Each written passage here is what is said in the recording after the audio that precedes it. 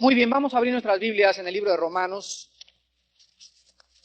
y vamos a comenzar ya a entrar a la carne, porque a partir del versículo 18 del capítulo 1 comenzamos ya a profundizar un poco más acerca de las principales doctrinas de la Biblia.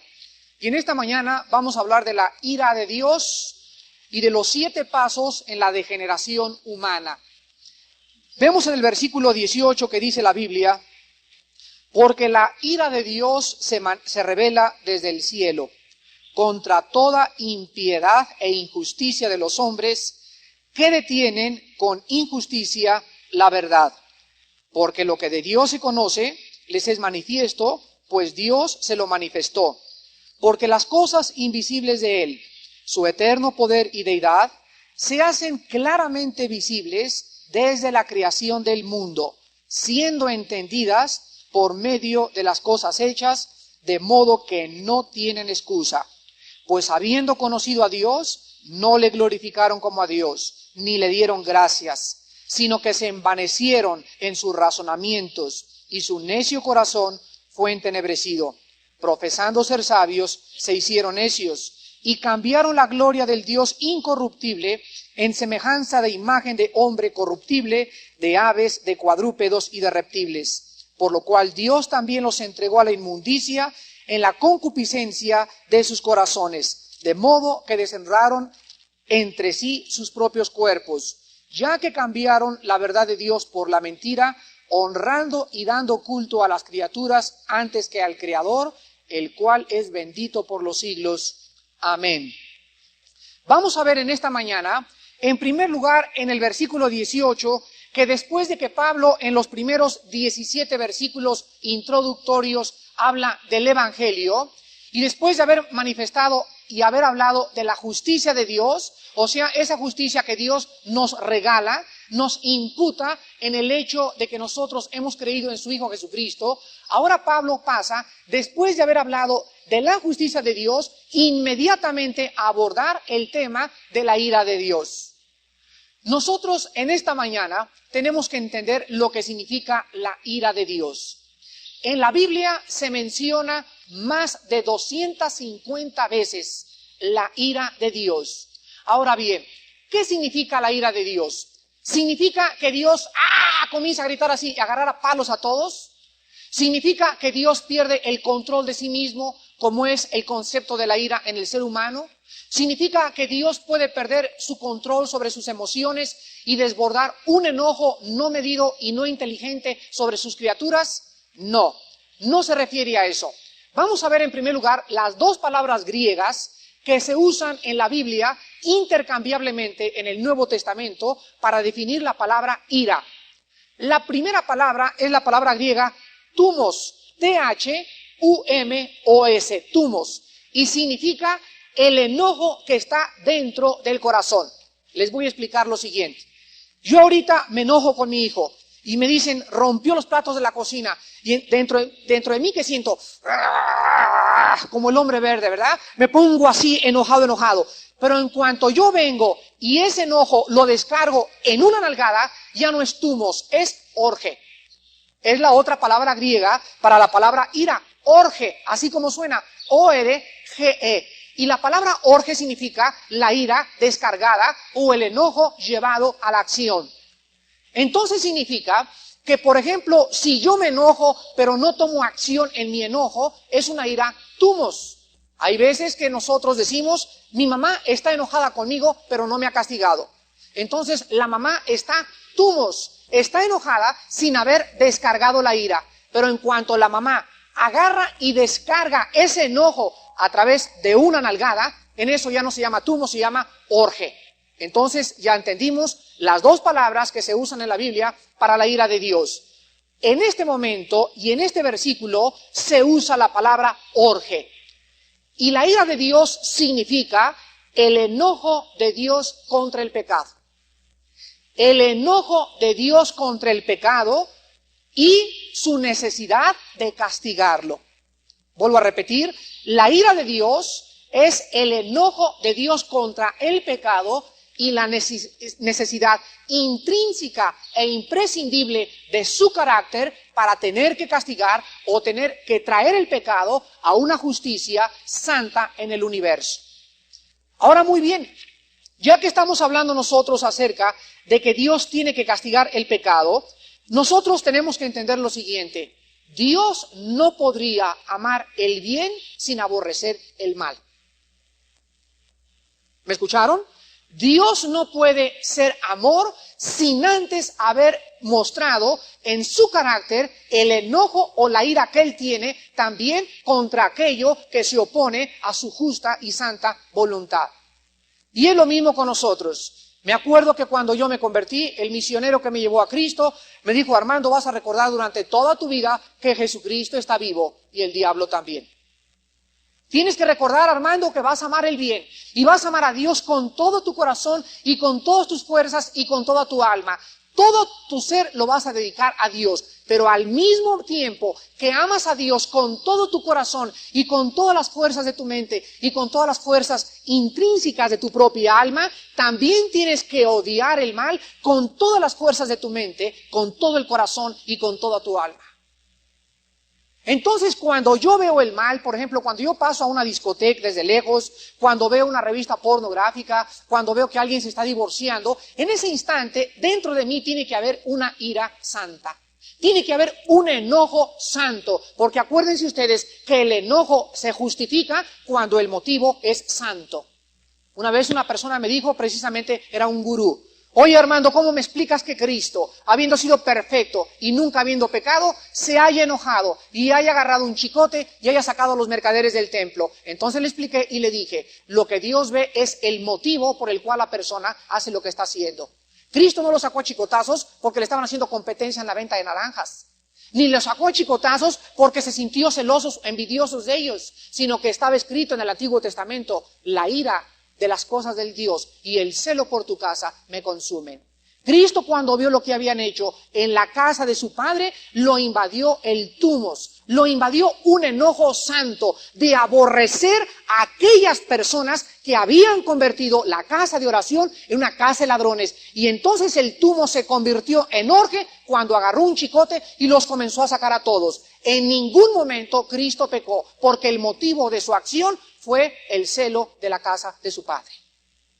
No sé si les conté yo algún día que hubo un momento en que un muchacho se acercó a mi esposa y a mí y nos dijo: fíjense que yo doy clases ahí en la zona rosa, en una escuela donde dan clases de inglés, y llegué en la mañana y ¿cuál es mi sorpresa?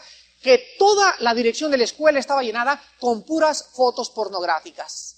Y en eso, pues él es cristiano y es un muchacho muy violento, muy agresivo, y se enojó tanto de que hay estas cosas ahí en la escuela y que sus alumnos estuvieran esto. ¿Saben lo que hizo? Fue y compró un spray enfrente a una farmacia y comenzó todas las pinturas en la dirección de la escuela a bañarlas con spray. Pues entonces el director de la escuela lo mandó citar junto con todos los profesores y le dijeron: la conducta de usted es injustificable porque usted no tiene ningún derecho de hacer lo que él hizo. Y entonces lo corrieron de la escuela. La pregunta era: ¿hizo bien o hizo mal? Porque sus padres me hablaron por teléfono y me dijeron que yo le explicara si él estaba actuando bien, y entonces esta fue mi respuesta: el motivo por el cual este hermano hizo lo que hizo fue santo delante de Dios, y Dios no va a castigar su acción porque fue guiado por un enojo hacia el pecado, aun cuando él no debió haberse tomado la justicia en sus propias manos. Porque no es su escuela, no son sus cuadros, y lo único que él puede hacer es renunciar. Si él fuera el director de la escuela, o si él estuviera en disposición de poder quitar y confiscar los cuadros, sí, pero él era solamente un empleado en esa escuela. Es como la esposa que está casada con un marido que tiene una estatua de Buda, el marido a la entrada de la casa. Y dice la señora, una vez me dijo una señora: entré, Armando, y tú hablaste de idolatría, y agarró el Buda y lo estrelló contra la sala. Pues llegó el marido, le dio una cachetiza, la arrastró, le quitó el presupuesto de la casa, le bajó el presupuesto de la casa, no le compró su vestido, y me dijo: hice mal. Y le dije: hermana, yo sé por qué lo hizo y yo la comprendo, porque la ira, el tumo santo de Dios la obligó a hacerlo eso, pero usted no tenía ningún derecho a hacerlo porque el jefe de la casa es su marido y no es usted, y usted no puede romper ninguna cosa que su marido haya comprado. ¿Se dan cuenta?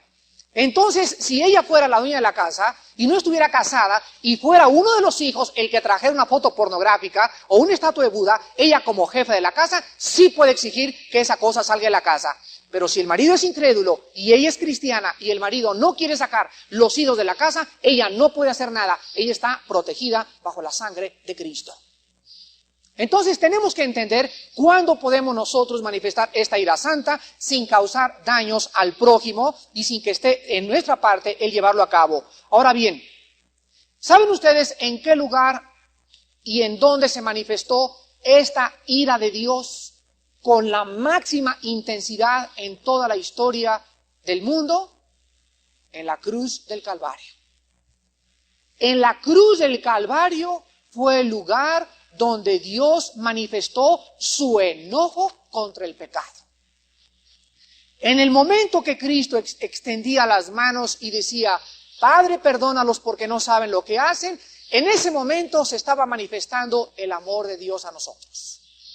Dios nos amaba aún siendo pecadores, pero en el momento que ese mismo Hijo de Dios moría en la cruz del Calvario y gritaba, Padre, Padre, Elá sabactani, ¿por qué me has abandonado? En ese momento se manifestaba la ira de Dios al abandonar el Padre a su Hijo Jesucristo y descargar sobre su Hijo Jesucristo todo su enojo, toda su ira, toda su condenación sobre lo que Él piensa del pecado en el ser humano. Entonces, cuando Jesucristo moría, Dios manifestaba su ira, su enojo, su desapruebo, su insatisfacción en contra del pecado. ¿Y sobre quién estaba Dios descargando la ira que tú y yo merecíamos? ¿Sobre quién estaba Dios manifestando su enojo? Sobre una persona justa. Moría el justo por los injustos, el inocente por los pecadores. Y entonces Dios nos mostraba y nos decía, yo merecía castigarlos a ustedes, pero en su lugar he castigado a mi Hijo Jesucristo. Y en ese momento la ira de Dios se manifestó. Ahora bien, en el pasaje de que estamos estudiando, nos dice la Biblia que esta ira de Dios o este enojo de Dios contra el pecado, no lo vamos a poder entender o nunca entenderemos la salvación sin entender qué tan malo es el pecado. Si tú tienes un concepto muy pequeño del pecado, no sabes todavía lo que costó la salvación. Y déjenme decirles a ustedes en este momento que yo creo con todo mi corazón, después de estar viajando y dando conferencias en diferentes partes de la República Mexicana, Estados Unidos y Centroamérica, que la iglesia está perdiendo la conciencia de lo que es el pecado. Cada vez hay una conciencia menor y menor del pecado. ¿Y saben ustedes en qué se manifiesta? En la carnalidad de los miembros de las iglesias. No hay cosa que a mí me angustie más que el escuchar que me digan, Armando, vimos a un par de jóvenes que van a tu iglesia salir a las 12 de la noche de una película pornográfica. Eso me parte el corazón. Lloro en mi cama en la noche cuando yo tengo esta noticia. Me parte el corazón que me digan, Armando, hay alguien en tu iglesia que está viviendo en adulterio y asiste a tu iglesia. Es cuando yo digo realmente no hay conciencia de pecado. No han valorizado el pecado.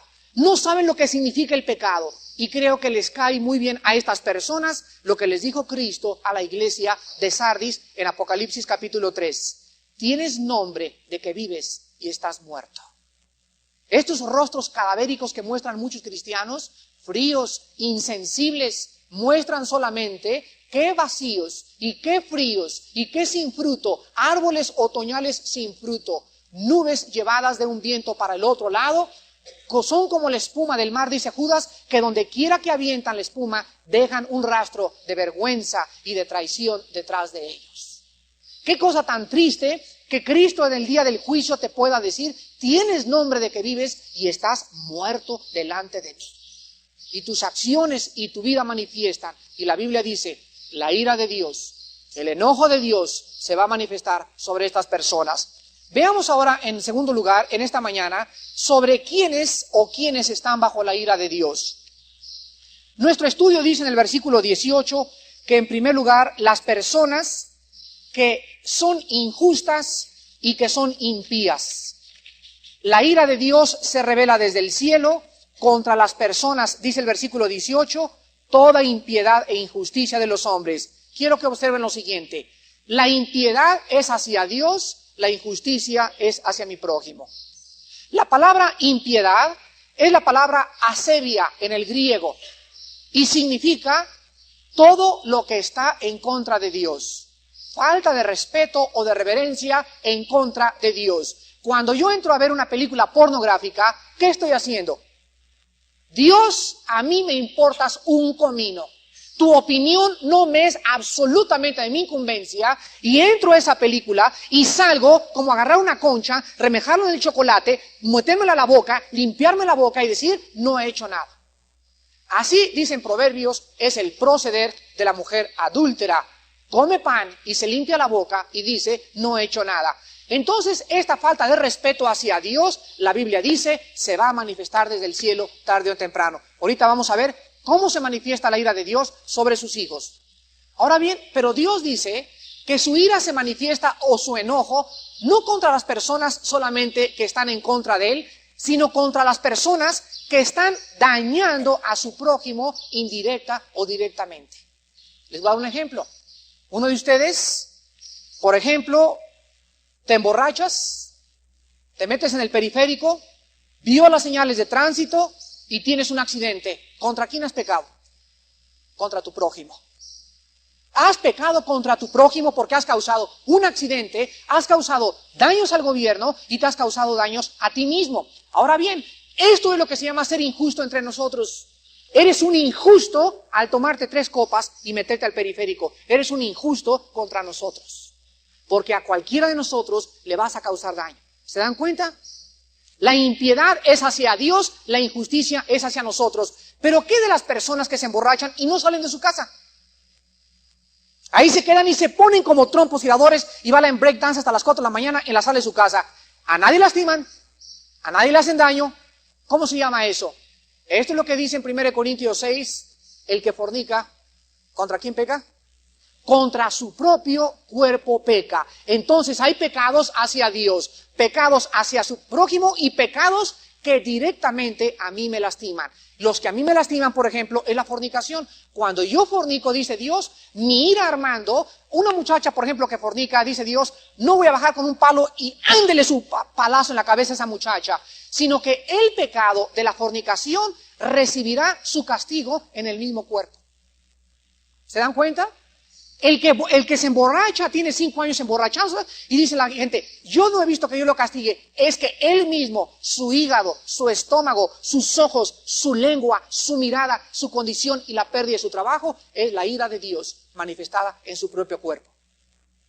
Entonces hay veces que Dios castiga directamente cuando atacamos a Él o cuando atacamos al prójimo, pero los pecados que nos hacemos daño a nosotros mismos, la Biblia dice que nosotros mismos recibiremos el castigo en nuestros propios cuerpos tarde o temprano.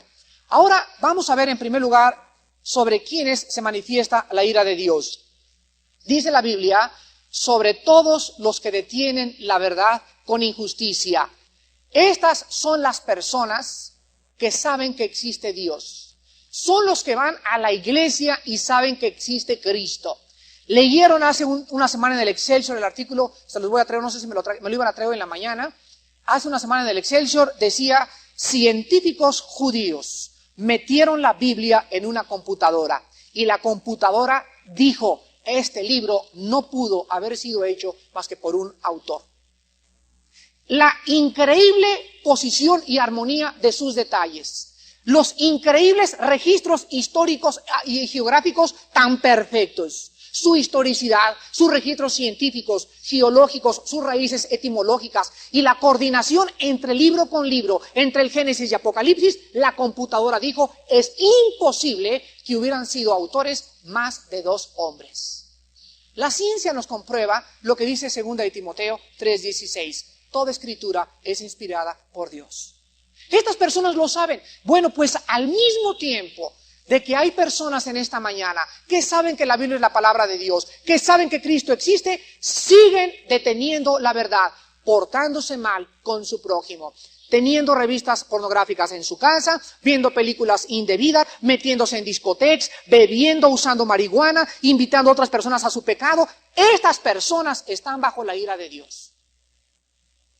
Y si en esta mañana hay alguien que deliberadamente está pecando, dice en Hebreos, porque si pecáramos voluntariamente, después de haber conocido la verdad, ¿qué dice? Ya no queda más remedio ni remisión para juicio. En otras palabras, como Cristo ya llevó mi juicio en la cruz del Calvario y yo sigo creyendo que ese juicio no bastó y sigo viviendo mi propia vida, en ese momento quedo bajo la ira de un Dios santo. No hay nadie en esta mañana que se le escape a Dios. Tarde o temprano, ese enojo de Dios es un tumos ahorita. Ahorita Dios, cuando tú pecaste hace 15 días o hace 20 días, a Dios le partiste el corazón y comienza como un volcán, como el popo haciendo erupción dentro del corazón de Dios, así, comienza la lava dentro del carácter de Dios. Y en ese momento dice Dios, y se está esperando, y es el maestro que le dice al alumno, y te la estoy guardando, y te la estoy guardando, y te la guardé. Y entonces la gente dice, Dios mío, de veras, que no puedo vivir como a mí me da la gana, porque estoy viviendo delante de un Dios santo. En segundo lugar, la ira de Dios. Vean ustedes ahora el pasaje de Proverbios capítulo 29. La ira de Dios se manifiesta en segundo lugar contra las personas endurecidas y no arrepentidas.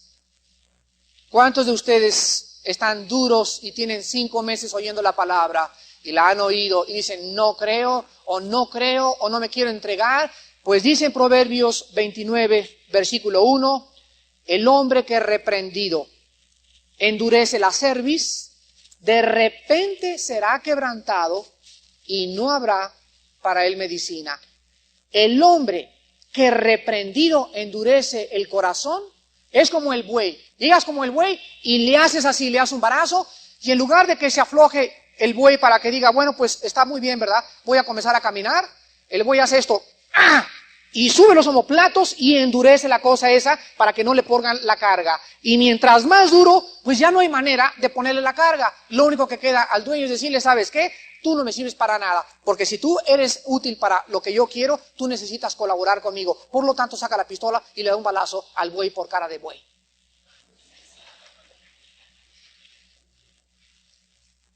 Hay personas así, ¿verdad? Que vienen a la iglesia y tienen 3 o 4 meses y han hecho así, habla el domingo pasado, y habla hace 3 domingos, y comienzan a formarse alrededor de ellos una concha porque no han respondido al arrepentimiento. Entonces no queda más que la ira de Dios sobre esa persona. Y cualquier persona en esta mañana, vean Romanos capítulo 2, con esta condición está bajo la ira de Dios. Romanos 2:5. Y dice así, pero por tu dureza y por tu corazón no arrepentido, fíjense lo que dice, atesoras para ti mismo ira para el día de la ira y de la revelación del justo juicio de Dios. O sea, es como meter dinero al banco. Mientras más te endureces, más ira estás amontonando, más fuerte será el castigo. Porque acuérdense que el día del juicio va a haber diferentes castigos. Cristo le dijo a Corazín y a Betsaida, si Sodoma y Gomorra hubieran escuchado lo que ustedes escucharon, en el día del juicio el castigo, en verdad les digo, será más leve para Sodoma y para Gomorra que para ti, Corazín y Betsaida. El día del juicio para muchos de ustedes va a ser terrible por todo aquello que amontonaron en esta vida. Y en tercer lugar, la ira de Dios, sorpresa de sorpresas. En tercer lugar, la ira de Dios se manifiesta para los cristianos desobedientes. Efesios 5, del 3 al 8. Para los cristianos desobedientes. Pero es que Dios ya no me puede castigar, hermano. No, digo. Vayamos a la palabra de Dios. Efesios 5, del 3 al 8. Pero fornicación y toda inmundicia o avaricia, ni aun se nombre entre vosotros, ni aun se nombre entre vosotros como conviene a santos, ni palabras deshonestas, ni necedades, ni truhanerías que no convienen, sino antes bien acciones de gracias.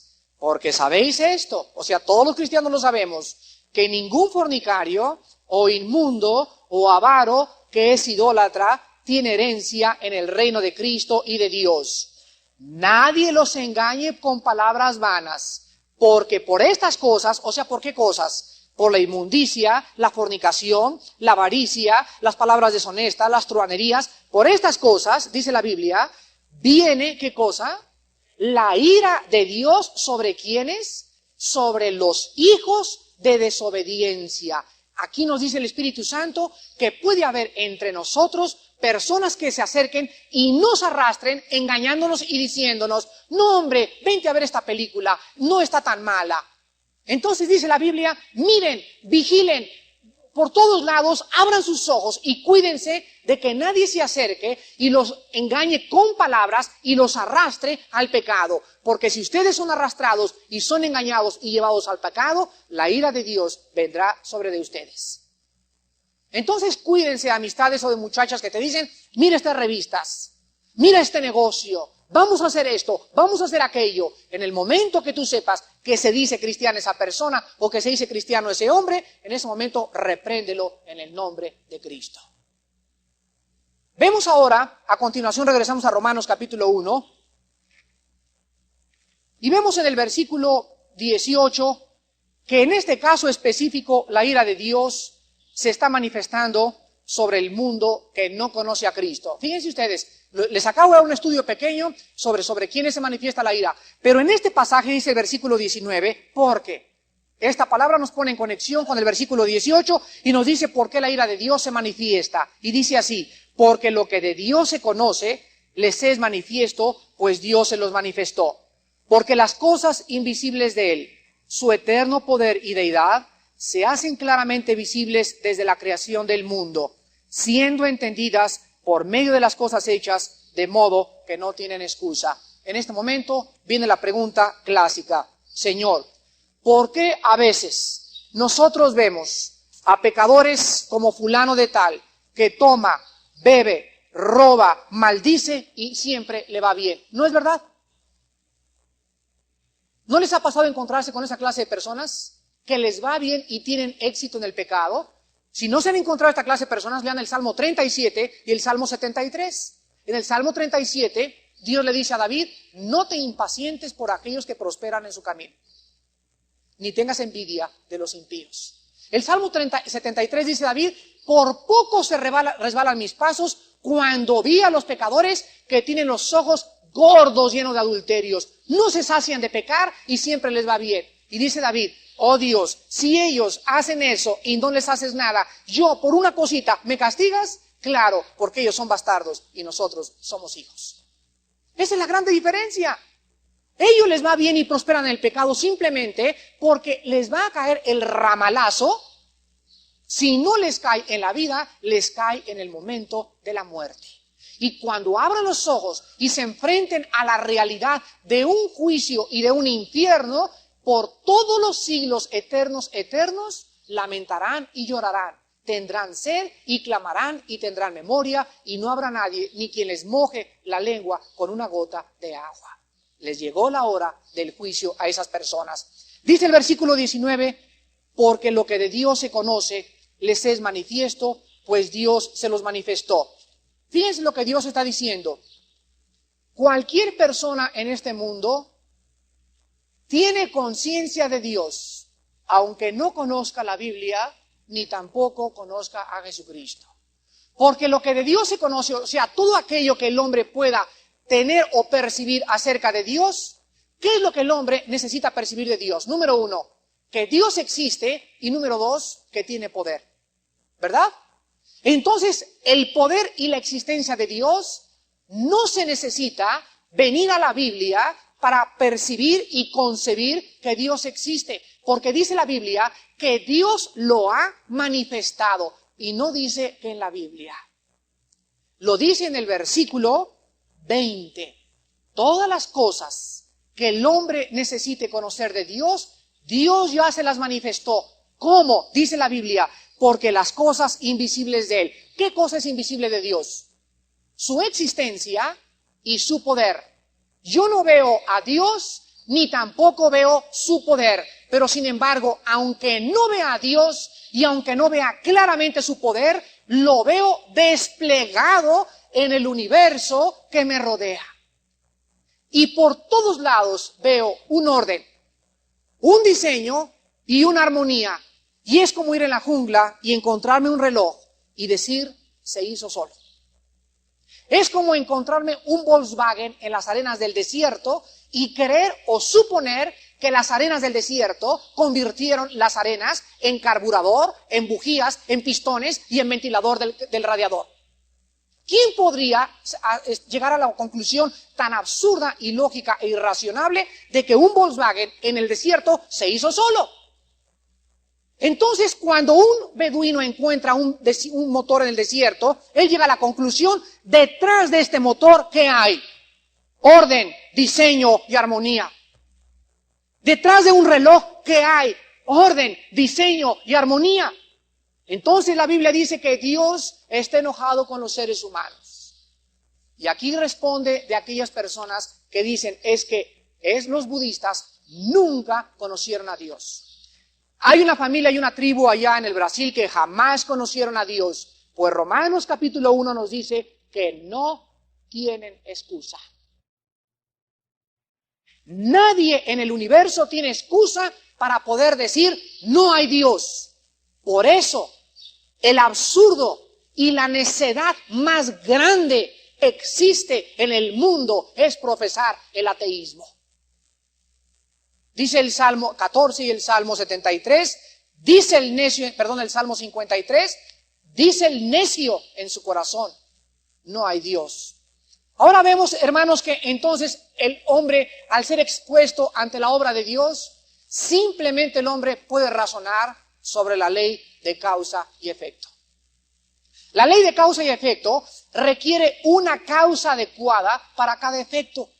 Entonces el hombre es forzado al ver la causa en el universo que existe y un mundo que gira alrededor sin salirse de su órbita y la distancia perfecta de la Tierra al Sol, y el hombre es el único que vive en el sistema solar, y la distancia, el oxígeno, el nitrógeno, las plantas y todo lo que nos rodea, es forzado el hombre por su conciencia a concluir, tiene que haber alguien detrás del universo.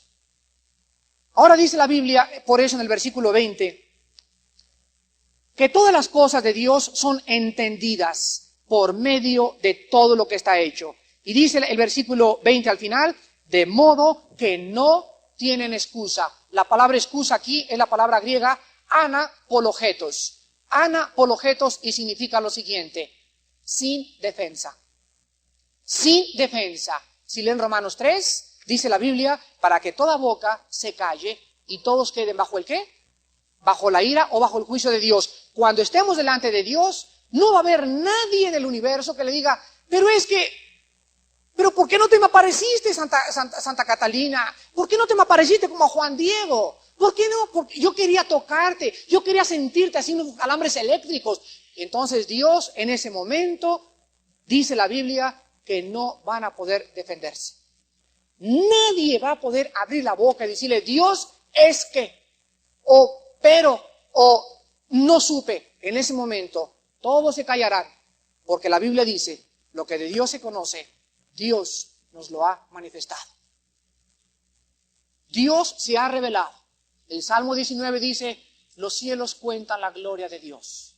Sin que Dios nos diga, yo tengo gloria, cuando yo veo una puesta del sol o cuando me voy a la luna y veo la tierra y veo el sol reflejado en la tierra, el universo y los cielos cuentan la gloria de Dios y el firmamento, el espacio infinito nos habla de la obra de sus manos, de un Dios infinito, eterno y todopoderoso, sin que Él nos haya dicho una sola palabra. Dice el Salmo 19 a continuación, por toda la tierra salió tu voz y toda la tierra ha escuchado tus palabras. Nadie te ha oído, pero todos han dado cuenta y te han visto y han dicho, Dios es maravilloso. Él tiene que existir y quedamos extasiados delante del universo que nos rodea con la conciencia que nos dice, hay un Dios y tenemos que adorarle. Ahora muy bien, habiendo Dios dejado este testimonio del universo, Y habiendo Dios manifestado su eterno poder y deidad, gracias. Vemos del versículo 21 en adelante los 7 pasos en la degeneración del ser humano. Primer paso. Quiero que pongamos en claro algo. Acuérdense que el hombre principió bien. Dice el versículo 21, pues habiendo conocido a Dios. ¿Quién conocía a Dios? Adán. El hombre conoció conociendo a Dios. No es evolutivo el progreso humano, es degenerativo. Comenzamos en lugar de abajo hacia arriba, comenzamos de abajo hacia arriba y ahora desde que el hombre conoció a Dios y rechazó a Dios, el hombre está bajando la escalera. No está subiendo, no estamos evolucionando, estamos degenerándonos. Física, moral, intelectual, espiritualmente. No hay tal cosa como el progreso y la evolución humana. La raza humana es una raza en proceso de degeneramiento. Y veamos en esta mañana rápidamente cuáles son los 7 pasos en la degeneración humana. Versículo 21. Habiendo conocido a Dios, no le glorificaron como a Dios, ni le dieron gracias. Dice la Biblia, en primer lugar, no le glorificaron. El primer paso en el degeneramiento y en la caída del hombre es cuando el hombre, al tener conciencia de Dios, no alaba su nombre y no le dice, Padre Santo que estás en los cielos, glorifico y alabo tu nombre porque me has permitido existir y porque yo sé que existes, aunque no te conozco, yo sé que estás ahí, pero Dios te alabo y bendigo tu nombre. Cuando el hombre comienza a dejar de reconocer el poder, la soberanía y la majestad de Dios, es cuando el hombre comienza a dar el primer paso en su degeneramiento. Dice en segundo lugar el versículo 21, ni le dieron gracias. La ingratitud es el segundo paso en el degeneramiento del ser humano. El hombre es orgulloso, el ego es orgulloso. Una vez me dijo un señor, ¿por qué he de dar gracias si el pan que me estoy comiendo es el resultado de mi trabajo? ¿Cuál Dios? Y yo le contesté y le dije, ¿y quién cree que a usted le está dando salud para que pueda trabajar? Pero el hombre era orgulloso. El hombre quería negar que había alguien que le daba salud, que le había dado ese banco, que le había dado ese coche. Él no quería darle gracias a nadie. Una vez, por ejemplo, me dijo una estudiante de filosofía y me dijo, bueno Armando, pero es ¿por qué tenemos que darle gracias? Y les dije lo siguiente, si yo voy en un avión y el avión va a 920 kilómetros por hora en el espacio y en eso comienza a haber una bolsa de aire y el piloto comienza a hacer maniobras y total que hace pericia y media y nos lleva a tierra, cuando yo bajo a la tierra, ¿qué hago? Señor piloto, le doy gracias porque nos ha salvado la vida. ¿No es verdad? Cuando tú vas en un coche y alguien evita un choque con un camión y te salva, le dices, gracias manito, porque me salvaste la vida. Pero yo te pregunto, cuando no tienes a quién darle las gracias, ¿a quién se las das? Se las das al piloto, se las das al chofer, pero cuando tú no te das cuenta de que no hay nadie más que atrás de ellos un Dios, es cuando la persona se vuelve ingrata. El cristiano que se levanta en las mañanas y no le dice, Padre, gracias por mi esposa, gracias por mis hijos, gracias por el trabajo, va en el segundo paso a su degeneramiento. Estoy hablando aún de cristianos que pueden endurecerse cuando no dan gracias. Dice Primera de Tesalonicenses capítulo 5, dad gracias en todo. ¿Por qué este espíritu de gratitud? Porque nos acerca a tener agradecimiento a un Dios que nos da todas las cosas. Cristo sanó a 10 leprosos, ¿se acuerdan?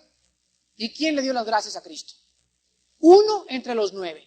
Nadie le agradeció ni le dijo, gracias Padre por estas cosas que me das. En tercer lugar, dice en el versículo 21, no le glorificaron, no le dieron gracias e inmediatamente viene el tercer paso y como consecuencia lógica, el envanecimiento de la razón, envanecimiento de sus razonamientos. ¿Saben ustedes quién es el necio?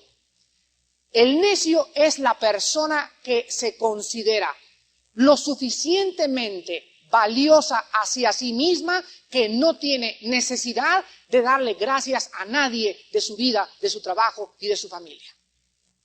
Es la persona que cree que ella puede seguir viviendo sin tener un espíritu de agradecimiento y planea su vida como si Dios no existiera.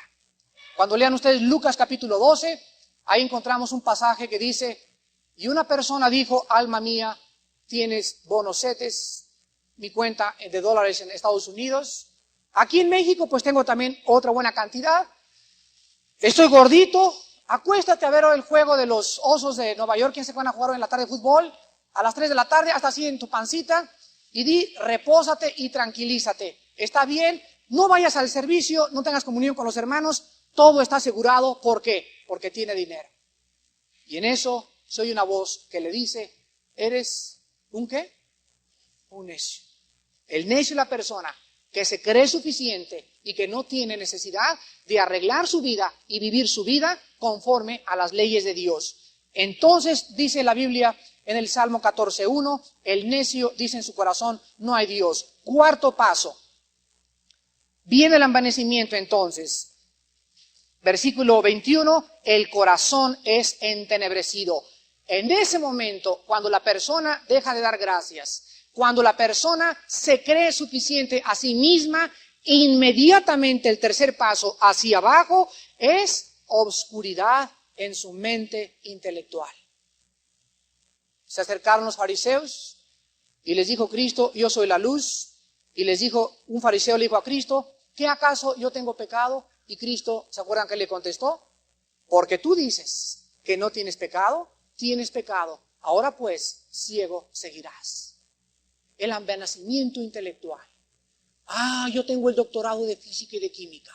Yo conozco el Ramayana y el Maharishi Mahesh Yogi y el Maharaji. Ya me aprendí los nombres de los gurús, Y conozco a la señora Eddie Baker, fundadora de la ciencia cristiana, y Mary Baker dijo, se me apareció Cristo, lo dijeron los filmos, los fundadores del unitarismo, es que también tuvimos visiones, y ahora que he estudiado todas estas sectas y todas estas corrientes filosóficas, todas tienen absolutamente su fundamento en hace no más de 100 años. Hombres y mujeres que dijeron tener revelaciones, el fundador de la metafísica, el fundador de todos los controles mentales, la persona que inventó el control mental, Silva, todos dijeron haber tenido iluminaciones fuera de la Biblia. ¿Qué pasó? Su intelecto se envaneció y se hizo oscuro. Y entonces Dios los empuja para que sigan cayendo. Vean ustedes Efesios capítulo 4. El intelecto se oscurece.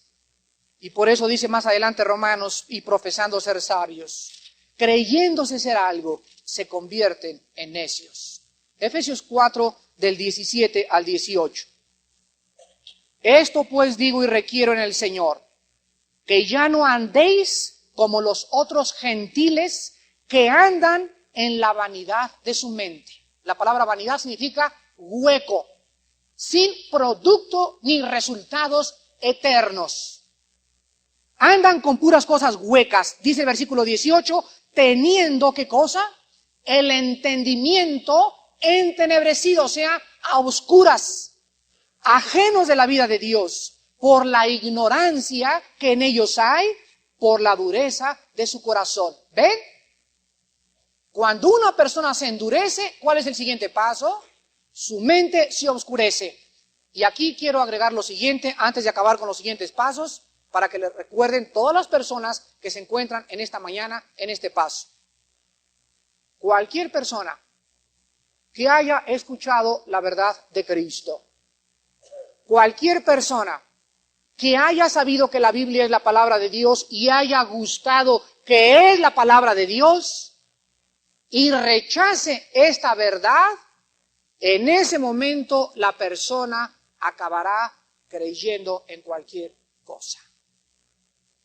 Cuando ustedes escuchan, ese hombre iba a la iglesia y ahorita está con los testigos de Jehová, ahorita está con los mormones, ahorita está con los gurús, está en la metafísica, está en la dianética, está en el control mental. ¿Qué ha pasado con estas personas?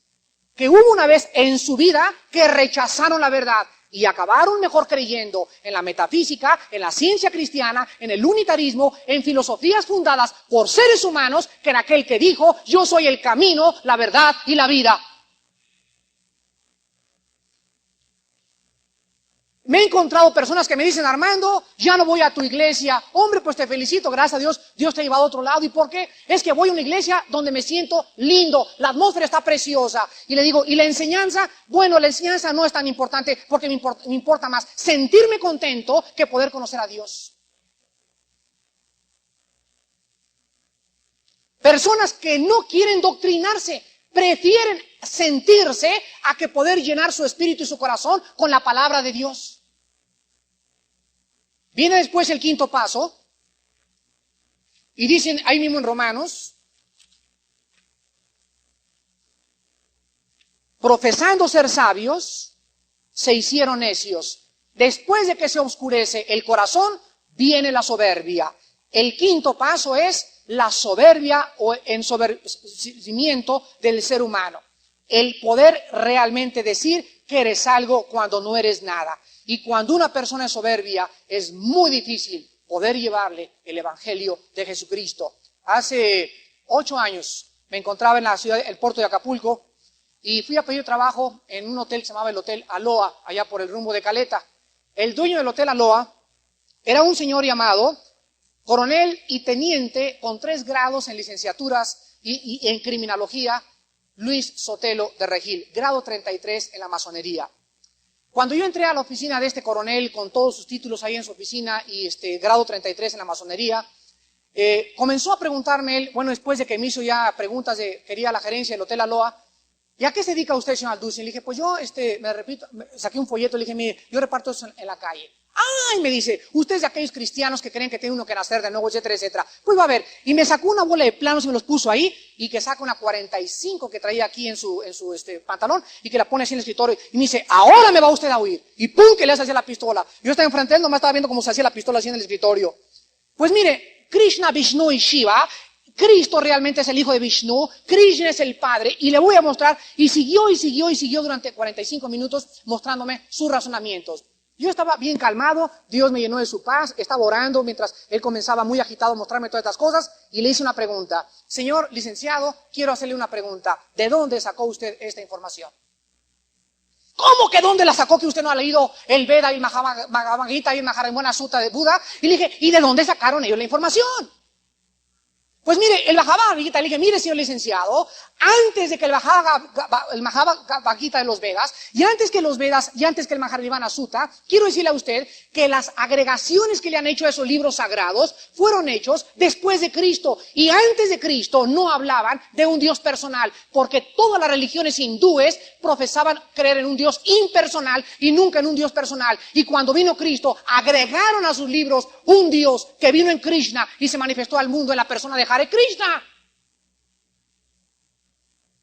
Le dije, entonces, ¿de dónde está la fuente verídica y autoritativa que me puede usted decir para sostenerse en las presuposiciones filosóficas y en las falsas premisas que usted me ha dado? Y le saqué la Biblia y le dije, lo reto a que me muestre usted un libro más autoritario en cualquier área filosófica que la palabra de Dios. Y no me pudo contestar. ¿Y saben lo que me dijo? Si yo lo vuelvo a usted a ver, me dijo, enfrente de mi hotel, lo agarro a balazos. Ahí está mi esposa y testiga. Me amenazó de muerte. A los 3 días mi esposa y yo leímos en el periódico que a su hijo lo habían agarrado con un contrabando de cocaína a la Policía Judicial Federal. Y estaba buscando este hombre quien lo ayudara para sacar a su hijo de la cárcel. Me habló a la escuela, una persona allegada a él, y me dijo, señor Alducin, el teniente coronel Luis Sotelo de Regil, compre su libro, los venden en Sanborns. Ahí los venden los libros de este señor. Me dijo el teniente coronel Luis Sotelo de Regil, que anoche por mérito le da un ataque al corazón porque no pudo más que soñar en que en Cristo decía, yo soy la verdad y no Krishna, yo soy Dios y no un gurú.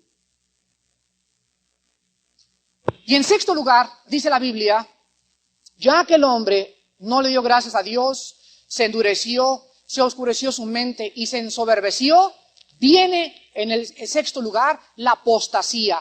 Dice el versículo 23, cambiaron la gloria del Dios incorruptible en semejanza de hombre corruptible, de aves, de cuadrúpedos y de reptiles. Es lógico que si yo no adoro al único Dios vivo y si no le rindo mi corazón a Él, yo tengo que hacerme un Dios.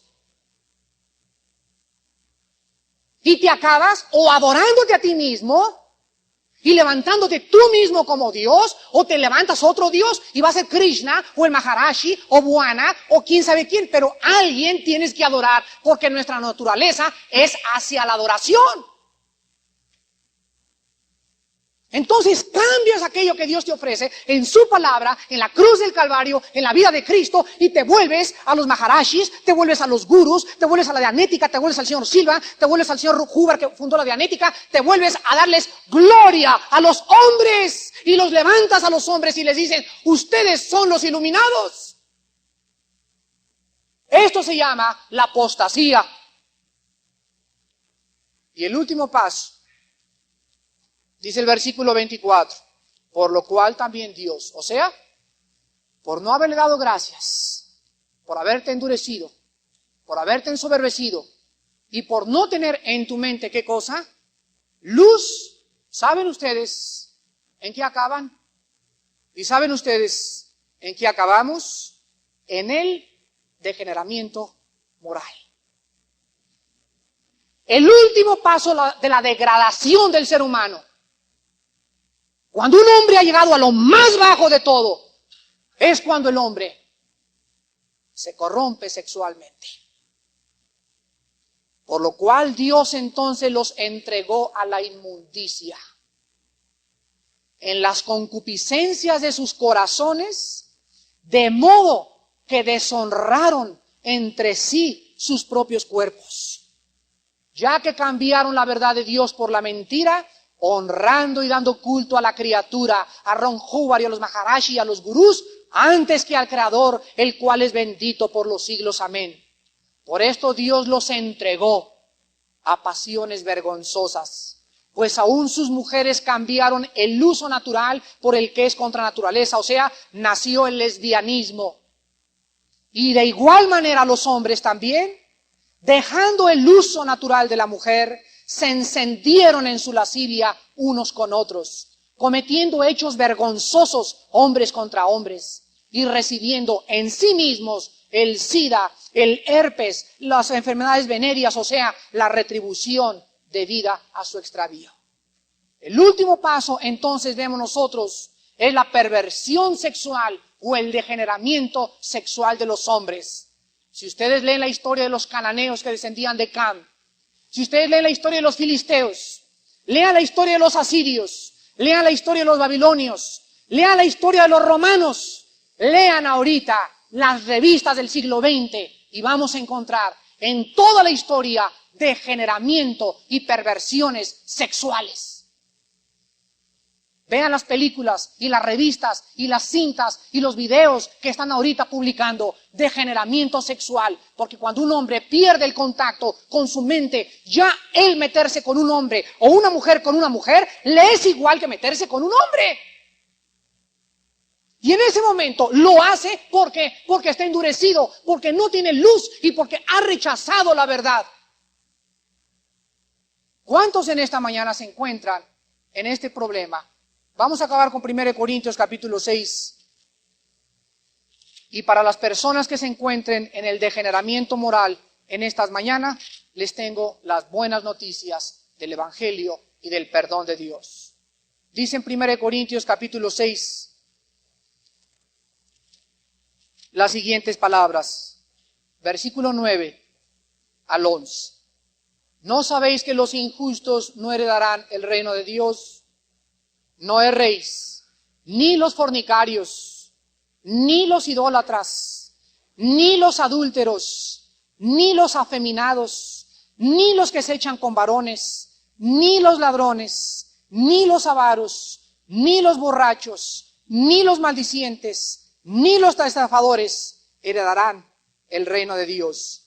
Escuchen el versículo 11. Y esto erais algunos. Así es. Esta iglesia cristiana de México en esta mañana está formada por puros ex borrachos, ex ladrones, ex afeminados, ex lesbianas, pero ya hemos sido lavados. Ya hemos sido santificados. Ya hemos sido justificados en el nombre de Jesús y por el Espíritu de nuestro Dios. Y ahora mi cuerpo, que estaba a punto de degradarse, se convierte en el templo y en la habitación del Dios eterno que vive en el cielo.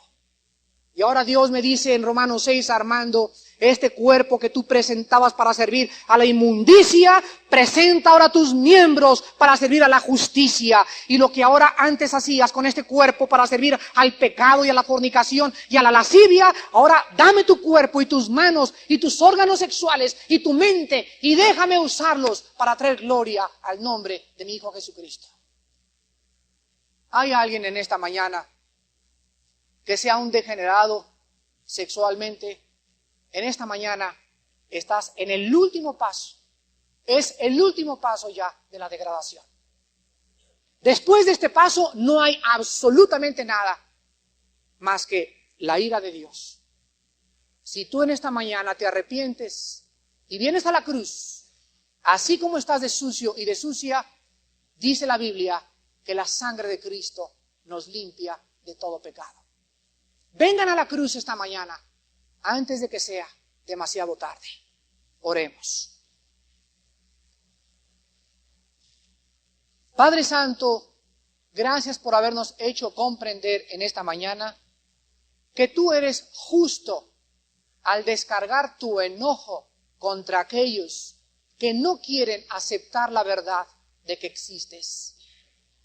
Y contra aquellos que ya la han aceptado, pero que sin embargo ha sido una aceptación intelectual, porque no están viviendo, sus acciones no manifiestan, su conducta, su vida y sus pensamientos no demuestran que eres realmente el Señor de sus vidas.